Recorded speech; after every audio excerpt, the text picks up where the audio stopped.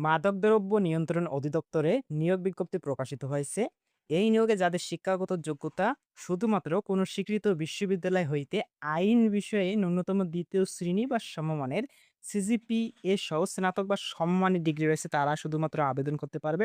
এখানে পদের নাম হচ্ছে সহকারী প্রসিকিউটর, পদসংখ্যা ৪১টি রয়েছে। আর এই নিয়োগটি হচ্ছে সরকারি চাকরির নিয়োগ। বাংলাদেশের সকল জেলার প্রার্থীরা আবেদন করতে পারবে। তার আগে বলেনি, যারা আমাদের ইউটিউব চ্যানেলে নতুন রয়েছেন অবশ্যই চ্যানেলটি সাবস্ক্রাইব করে রাখবেন। আর ফেসবুক পেজ থেকে ভিডিওটি দেখে থাকলে অবশ্যই পেজটি ফলো দিয়ে রাখবেন। আর এই নিয়োগে আবেদনের জন্য প্রার্থীদের বয়স ১ আগস্ট ২০২৬ তারিখে ১৮ হতে ৩২ বছরের মধ্যে হতে হবে। বয়স প্রমাণের ক্ষেত্রে অ্যাফিডেভিট গ্রহণযোগ্য নয়। আর এই নিয়োগে অনলাইনের মাধ্যমে আবেদন করতে হবে। এখানে আবেদন শুরু হবে ২০ আগস্ট ২০২৬ সকাল ১০টা এবং আবেদন শেষ হবে ২০ সেপ্টেম্বর ২০২৬ বিকাল ৫টা।